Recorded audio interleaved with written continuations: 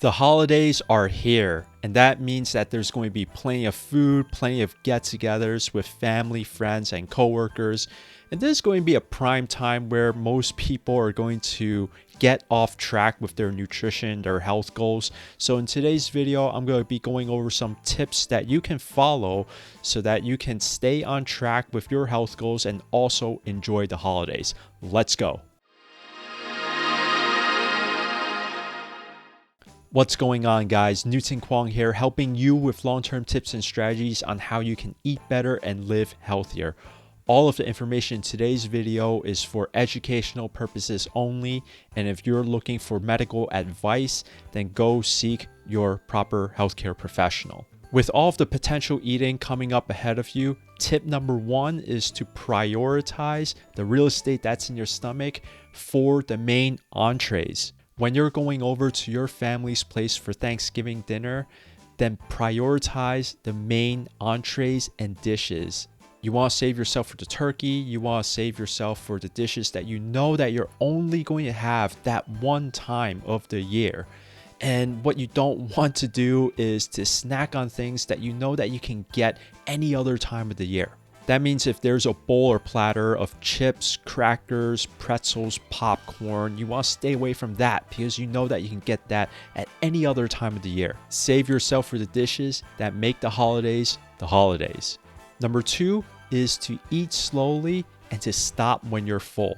It's so easy, especially during the holidays, to eat way past when we're full. And what I'm suggesting that you do is to resist the temptation to do that. Instead, enjoy your food. Make sure that you keep it in your mouth long enough to taste it, and as well as chew it fully. Take a breath, take a sip of water after every bite, and also focus on the conversations that you're having with other people. Be very aware of when you're wolfing food down because you don't need to do that. Chances are the food is not going to disappear.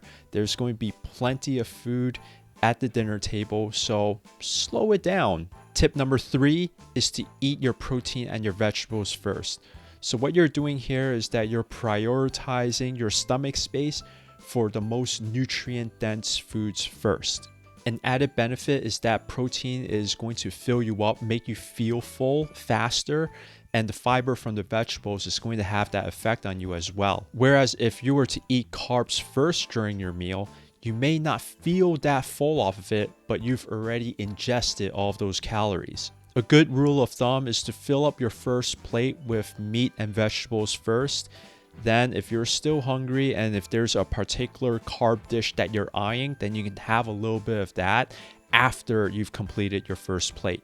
Throughout all of this, remember to eat slowly, chew your food fully, enjoy the taste of this food and enjoy the conversations as well, and also to stop when you're full. Tip number four is to save your alcoholic drinks for when you're done eating, and preferably when everyone else is done eating as well. Doing this is going to decrease the chances of having some serious alcohol-related munchies. Also, when you save the alcohol for when everyone is done eating, then even if you get the munchies, it's going to be socially unacceptable for you to go and reach for more food. So we want to make sure that we're setting ourselves up to win. I know that it can be tempting to have alcohol prior to when the meal starts because of social interaction and such, but I just recommend that you go against that temptation just because you don't want to increase the chances of overeating due to being under the influence of alcohol. Tip number five is to take a relaxing walk with your family and friends after all of you have finished eating. This is going to help with digestion, and also you're standing up and you're moving rather than sitting on the couch and feeling lethargic. Not only that, but you get to spend time with them, engage in conversation, and also just be able to relate with each other without having food around. If you're finding value out of this video, then please consider liking this video and subscribing to my channel for more tips just like this. And also let me know down in the comments below which one of these tips has been most helpful for you, and if you feel like you're gonna be able to stay on track this holiday season. Let me know in the comments down below. The sixth tip is to have a workout the very next day. all of the food that you ate during dinner is going to be great fuel for the workout that you're going to have. Working out in such close proximity to a big meal is going to train your body to use the resources that you just gave to it and funnel it towards physical activity. This is going to help decrease the chances that all of the nutrients that you just ate the night before is going to be stored long term as body fat. By the way, it's going to be very interesting to find how much energy that you have when you're doing the workout because of the big meal that you ate. The next tip is that if everything fails, if you aren't able to apply any of the tips that I mentioned in this video, or if you tried but failed miserably, then just enjoy yourself. It's the holidays.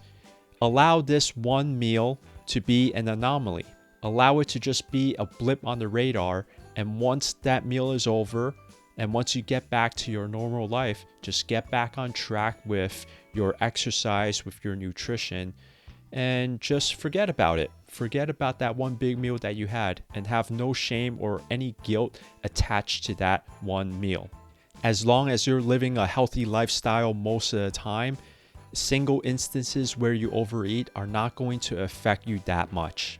This tip is the most important one that I've discussed so far because one meal is not really going to affect anything in the long scheme of things, in the grand scheme of things. One meal out of a lifetime of meals is absolutely insignificant. So if you find that it's unreasonable to follow a lot of rules during the holidays, then don't worry. As long as you get back on track after the holiday season is over, then you're going to be in pretty good shape. All right, so what do you guys think of those tips? If you have any questions whatsoever, then leave them down in the comments below and I will do my best to answer them. For all of you guys, have a happy holidays. Do your best to stay healthy, and if you can't, then just enjoy yourselves, all right? So check out my videos on the next screen, and I will see you in the next one. Peace.